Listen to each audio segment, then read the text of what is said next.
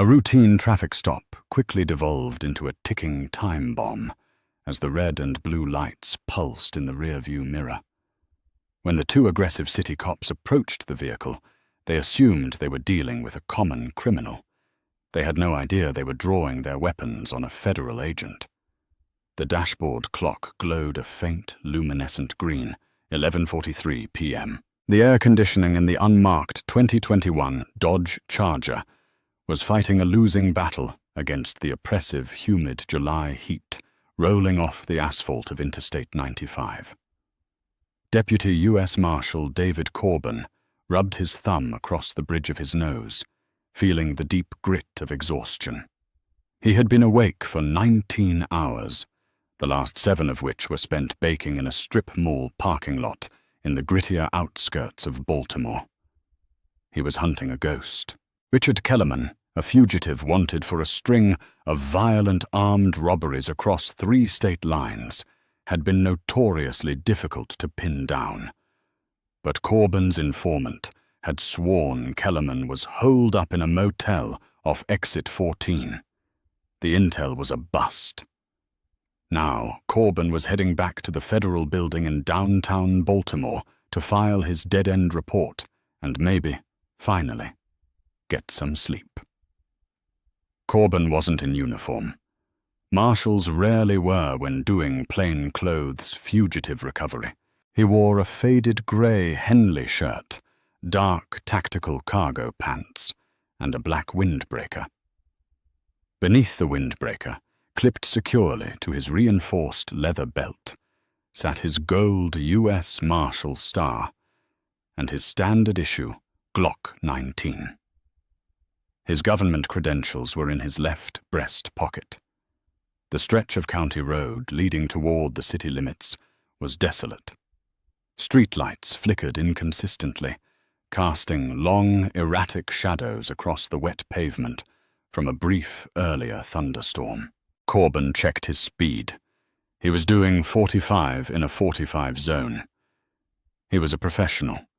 He didn't invite unnecessary attention, especially when driving a government fleet vehicle that was essentially a rolling shadow. But trouble doesn't always wait for an invitation. A sudden flare of headlights illuminated the Charger's cabin. Corbin glanced in his rearview mirror and saw the distinct, aggressive grille of a Ford police interceptor right on his bumper. It was close. Too close. The cruiser was tailgating him, running his plates. Corbin sighed. Here we go, he thought. Government plates, depending on how they are registered in the system, either come back as federal government, do not stop, or they come back as a restricted ghost plate, which can sometimes throw a local dispatch system for a loop if the dispatcher isn't experienced. A second later, the darkness of the cabin was shattered by a strobe of blinding red and blue LED lights. The short, sharp whoop of a police siren echoed off the concrete barriers. Corbin calmly engaged his turn signal, easing his foot off the accelerator. He pulled the Charger onto the wide gravel shoulder, putting the vehicle in park and immediately turning off the engine. He rolled down all 4 windows, standard law enforcement courtesy to let the approaching officers see into the vehicle, and turned on the dome light. He placed his hands firmly at the 10 and 2 positions on the steering wheel. He knew the drill better than anyone. As a black man in America, and as a seasoned law enforcement officer, Corbin knew exactly how quickly a dark road and a tense cop could turn a misunderstanding into a tragedy. In the side mirror, Corbin watched the driver and passenger doors of the cruiser pop open. 2 uniformed officers stepped out. The approaching officers were from the local county precinct. The man taking the lead on the driver's side was Officer Travis Hayes. Hayes was in his late 30s, built like a fire hydrant, with a tight buzz cut and a posture that screamed confrontation. His hand was already resting heavily on the butt of his holstered service weapon.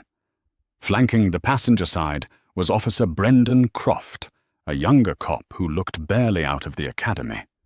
Croft kept his distance, shining a high-powered mag light directly into the Charger's cabin, effectively blinding Corbin. "Keep your hands on the wheel where I can see them," Hayes barked, his voice loud and edged with unnecessary hostility. He hadn't even reached the window yet. "My hands are on the wheel, officer," Corbin replied, his voice a slow, steady baritone. He kept his tone completely devoid of emotion. Panic breeds panic. Calm forces the other party to listen. Hayes stepped up to the window, shining his own flashlight directly into Corbin's eyes. "License, registration, and proof of insurance. Right now." "Officer," Corbin began calmly, squinting against the blinding light. "Before I move, I need to inform you that I am a sworn federal law enforcement officer. I am a Deputy United States Marshal. I have my badge on my right hip, my duty weapon next to it, and my federal credentials in my left breast pocket. How would you like me to proceed?" For a split second, there was silence. The protocol for this was simple. Hayes should have asked Corbin to slowly produce his credentials, verified the badge, ran the federal ID number with his dispatch, and sent Corbin on his way. But Hayes didn't do that. "Shut up!" Hayes snapped, taking a step back and unholstering his weapon, keeping it pointed in the low ready position, but angled menacingly toward the door. "I said give me your license. Don't you lie to me." Corbin felt a cold spike of adrenaline hit his bloodstream. The script had just gone off the rails. Hayes wasn't listening. He had looked into the car, seen a black man in a blacked-out muscle car, and made a rigid, unbreakable assumption. "Officer Hayes," Corbin said, reading the name tag on the man's chest. "Lower your voice and listen to me. I am a Deputy U.S. Marshal. I am working an active fugitive case. Call your supervisor. Call your dispatch. Tell them you have a federal agent pulled over." "I told you to shut your mouth," Hayes yelled, his voice cracking slightly with adrenaline. On the passenger side, Officer Croft drew his weapon as well, pointing it directly through the glass at Corbin's chest. "Hands out the window! Both of them, now!" Hayes screamed. Corbin knew that arguing with a terrified, aggressive cop holding a loaded gun was a losing battle. Slowly, deliberately, Corbin unclasped his hands from the steering wheel and pushed them out the window into the humid night air. "My hands are out," Corbin said, projecting his voice so the dash cam of the cruiser would pick it up perfectly. "I'm not resisting. I am a United States Marshal. You are making a massive mistake." "Open the door from the outside," Hayes commanded, his gun now leveled directly at Corbin's head. "Do it slow." With his left hand, Corbin reached down, grabbed the exterior handle, and popped the door open. "Step out. Face away from me." Corbin stepped out onto the gravel. The heat wrapped around him, but he felt ice cold. He turned his back to Hayes, keeping his hands raised high in the air. "Do not reach for your weapon," Corbin warned, his voice hardening into the authoritative tone he used when taking down cartel hitmen. "Do not try to disarm me. Call your supervisor right now." Instead of calling it in, Hayes lunged forward. Hayes slammed into Corbin's back, driving the federal agent forward. Corbin's chest hit the roof of the Dodge Charger with a heavy, metallic thud. The impact knocked the wind out of him, but his training kept his muscles relaxed. If he tensed up, if he pulled away even an inch, Hayes would claim he was resisting arrest. "Give me your hands," Hayes roared, grabbing Corbin's left wrist and wrenching it behind his back with enough force to strain the rotator cuff. "I am yielding," Corbin grunted against the metal of the car. "I am a federal agent. Check my left pocket." Officer Croft scrambled around the rear of the Charger, his gun still drawn, his eyes wide and panicked. "Travis, watch out! He said he's got a gun!" Croft yelled. "I got it," Hayes sneered. He patted down Corbin's right side and felt the hard polymer grip of the Glock 19. Hayes yanked the weapon from Corbin's holster, completely disregarding weapon safety protocols, and tossed it recklessly onto the gravel shoulder. Next, Hayes's hand brushed against the solid metal star clipped to Corbin's belt. Hayes ripped it off the leather belt loop and held it up to the cruiser's headlights. "U.S. Marshal?" Hayes laughed, a harsh, mocking sound. The sound of a man whose ego had completely overridden his logic. "You think you're smart, pal? You think a fake badge you bought off Amazon is going to save you? I'm locking you up for impersonating an officer, carrying a concealed weapon, and whatever else I find in this stolen car." "The car is registered to the Department of Justice," Corbin said, his face pressed against the roof of his vehicle. "My federal ID is in my breast pocket. Pull it out. Look at the watermark. Look at the chip. Then call your watch commander." Hayes forcefully slammed Corbin's right hand behind his back and ratcheted a pair of steel handcuffs onto his wrists. He locked them down tight. Too tight. The metal instantly bit into Corbin's skin, cutting off the circulation. "Shut up," Hayes growled, spinning Corbin around and shoving him hard against the side of the car. Corbin stood there, handcuffed, disarmed, and humiliated on the side of a dirt road by a cop who didn't have a fraction of his training or jurisdiction. But Corbin's face was a mask of stone. He locked eyes with Hayes. He didn't look angry. He looked absolutely, terrifyingly calm. "You've crossed a line," Corbin said quietly. "There is no walking this back." Hayes reached into Corbin's breast pocket and pulled out a sleek black leather wallet.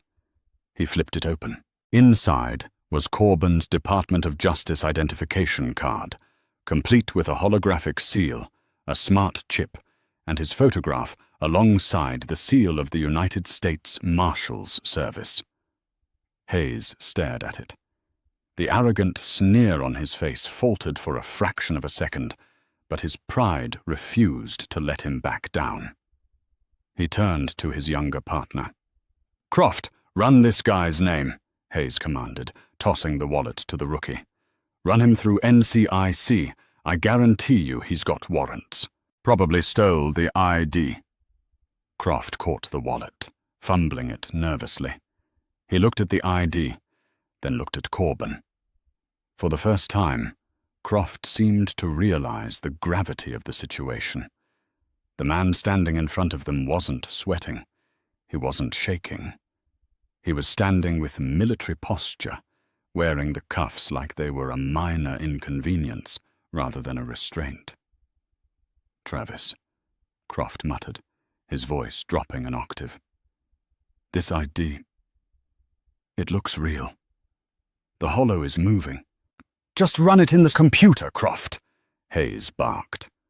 Croft rushed back to the cruiser, climbing into the passenger seat to use the mobile data terminal, MDT. Hayes stood a few feet from Corbin, his hand resting on his own duty weapon, staring Corbin down as if trying to intimidate a mountain. "You're going away for a long time," Hayes spat. "You didn't ask for my assignment," Corbin said smoothly. "I don't care about your fake assignment." "You should," Corbin replied. "Because right now, I am the lead investigator on a federal task force tracking Richard Kellerman, a man who shot a state trooper in Ohio last week. You just pulled over the lead car on a federal dragnet. You've compromised a secure government vehicle, you've disarmed a federal agent, and you've committed felony assault under the color of law." Hayes's jaw tightened. "Keep talking. Add terroristic threats to your charges." Inside the cruiser, the blue light of the MDT illuminated Croft's pale face. He typed in Corbin's name, birth date, and the federal identification number printed on the card. He hit enter. The system took 2 seconds to process. When the screen flashed back, it didn't just show a standard driver's profile. The entire screen flashed a bright, unmistakable yellow banner. A restricted federal database notification. Warning. Credentials verified. United States Department of Justice. Deputy Marshal David Corbin. Clearance level TS/SCI. Do not detain. Beneath the warning was a direct phone number to the Regional Director of the U.S. Marshal Service in Washington, D.C., along with a localized dispatch number for the Baltimore field office. Croft felt the blood drain from his face. His stomach dropped into his boots. He looked up through the windshield at his partner, who was still aggressively posturing in front of the handcuffed federal agent. Croft grabbed the radio microphone, his hand trembling. "Dispatch, this is Unit 412. We need a supervisor at our location immediately. Code 3. Unit 412, copy. Supervisor is en route. What is the nature of the emergency?" The dispatcher crackled back. "Just get the sergeant here," Croft yelled into the mic. He threw the door open and sprinted back toward Hayes and Corbin. Travis, stop!" Croft yelled, waving his hands. He looked terrified. "Take the cuffs off him. Take them off right now." Hayes frowned, turning toward his partner. "What are you talking about? What did the computer say?" "It's real, Travis," Croft said, his voice cracking loudly in the quiet night air. "The badge is real. The ID is real. The system locked me out with a federal warning. He's a U.S. Marshal." Hayes froze. The aggressive, chest-puffed demeanor shattered, replaced instantly by the cold, creeping dread of a man who suddenly realizes he has stepped off a cliff. He looked from Croft to Corbin. Corbin stood exactly where they had left him, his hands cuffed tightly behind his back. He didn't smile. He didn't gloat. He just stared at Hayes, with eyes like chips of flint. "Officer Hayes," Corbin said, the silence of the night wrapping around his deep, uncompromising voice. "I believe you have my gun." The heavy, suffocating silence of the roadside was broken only by the rhythmic hum of the Ford Interceptor's engine and the relentless strobing of its red and blue lights. Officer Travis Hayes stared at Deputy Marshal David Corbin, his breathing shallow and rapid. Panic, hot and sharp, was beginning to claw its way up Hayes's throat, but his stubborn pride was a concrete wall refusing to yield. "He hacked it," Hayes muttered, his voice trembling as he pointed a shaking finger at Corbin. "He's a hacker. People buy ghost plates on the dark web all the time. He faked the dispatch ping." Officer Brendan Croft stared at his partner in absolute disbelief. "Travis, are you insane? The MDT terminal gave me a direct line to the Department of Justice. The dispatcher verified it on the encrypted federal frequency. He is a United States Marshal." "Shut up, Croft," Hayes snarled, pacing violently across the gravel shoulder.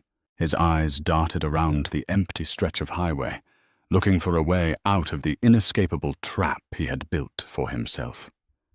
He looked back at Corbin, who was still standing perfectly still, his hands bound tightly behind his back. Corbin's expression remained utterly impassive.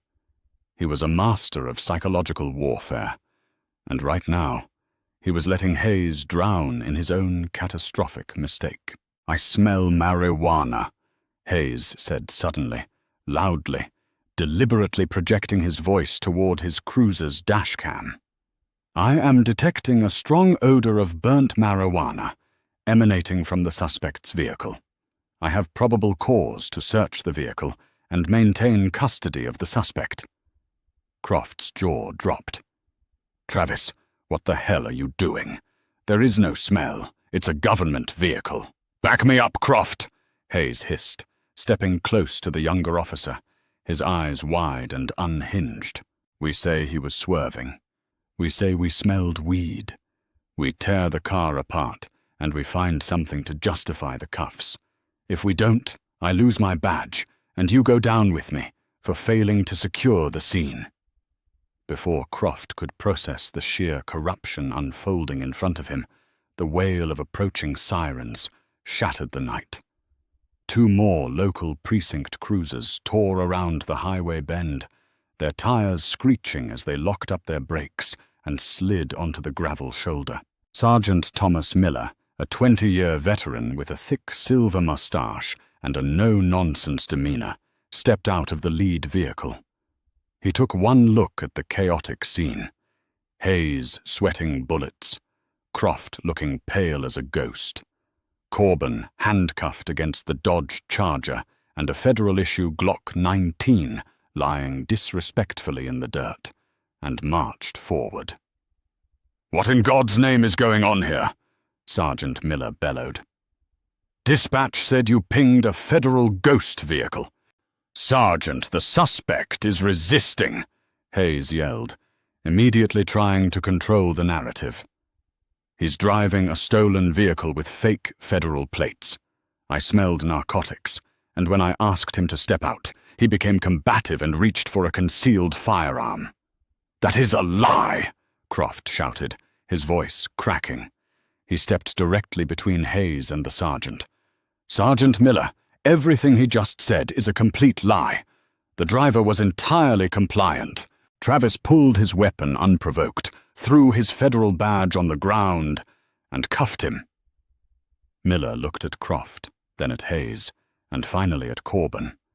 He walked cautiously toward the handcuffed man, shining his flashlight on the black leather wallet resting on the trunk of the Dodge.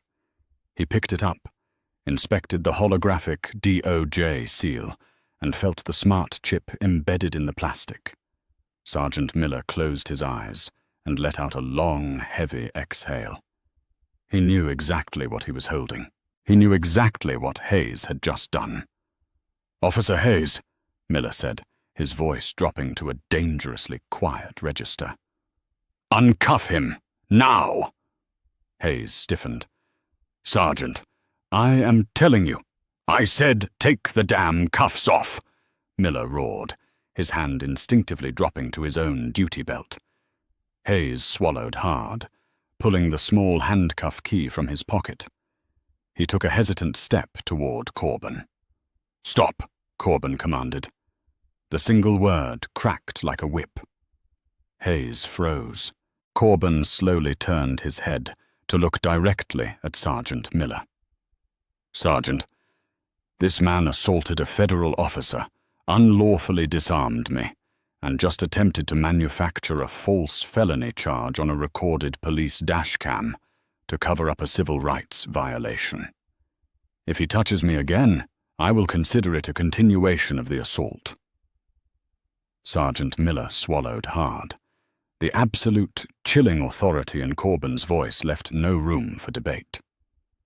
"Sergeant Miller," Corbin continued smoothly, "you will come over here and remove these restraints. Then you will walk over to that cruiser, you will secure the dashcam and bodycam memory drives, and you will place them in an evidence bag in my presence. Because if a single frame of video goes missing, I will have the FBI dismantle your entire precinct brick by brick." Miller nodded slowly. He stepped around Hayes, gently took the keys from the trembling officer's hand, and walked behind Corbin. With a sharp click, the restraints fell away. Corbin brought his arms forward, rubbing the deep, angry red welts cut into his wrists. He didn't stretch. He didn't yell. He calmly walked over to the gravel shoulder, knelt down, and picked up his discarded Glock 19. He blew the dust off the polymer grip, checked the chamber, and slid it back into his holster. He then picked up his gold U.S. Marshal star from the dirt, wiping it clean with his thumb, and clipped it back onto his belt. "Now," Corbin said, turning to face the 3 local cops, "call the watch commander, and tell him to bring the chief of police. We are going to have a very long night." Within 30 minutes, the desolate stretch of Interstate 95 had been transformed into a blindingly bright command center. 5 more local police cruisers had arrived, establishing a hard perimeter, but they were entirely dwarfed by the fleet of 4 black, heavily armored Chevrolet Suburbans that had roared onto the scene, their hidden red and blue grille lights flashing aggressively. The cavalry had arrived, and they were not happy. Chief Deputy Marshal Richard Dawson, a massive, broad-shouldered man with a scowl that could melt steel, slammed the door of his Suburban. He was flanked by 3 heavily armed deputy marshals wearing tactical vests emblazoned with Police, U.S., Marshal across the chest. Dawson bypassed the local police entirely, marching straight to where Corbin was leaning against his Dodge Charger, drinking from a bottle of water a paramedic had just given him. "You good, David?" Dawson asked, his eyes scanning the red bruising on Corbin's wrists. "I'm fine, Rick," Corbin replied, his voice calm. "Just a delay. But the local boys gave me quite the welcome." Dawson turned around, his eyes locking onto Travis Hayes. Hayes was currently standing near the bumper of his cruiser, completely stripped of his duty weapon and badge, surrounded by Sergeant Miller and a very pale, very nervous local police captain who had been dragged out of bed. Dawson walked over to the local brass like a storm making landfall. "Captain!" Dawson barked, not bothering with pleasantries. "I want a clear, concise explanation as to why my lead task force commander, who is actively hunting a fugitive wanted for attempting to murder a state trooper, was pulled out of his government vehicle at gunpoint and handcuffed like a dog on the side of the highway." The local captain stammered, wiping sweat from his forehead. "Chief Deputy Dawson, I assure you, this was a massive breach of protocol. Officer Hayes acted entirely outside of departmental policy. He misidentified the vehicle, and, well, he made an unforgivable error in judgment." "An error in judgment?" Dawson repeated, his voice dangerously low. He pointed a thick, calloused finger directly at Hayes. "An error in judgment is writing a ticket for a broken taillight when it's just a loose bulb, pulling a gun on a sworn federal agent, disarming him, and attempting to fabricate a narcotics charge on camera. That's not an error.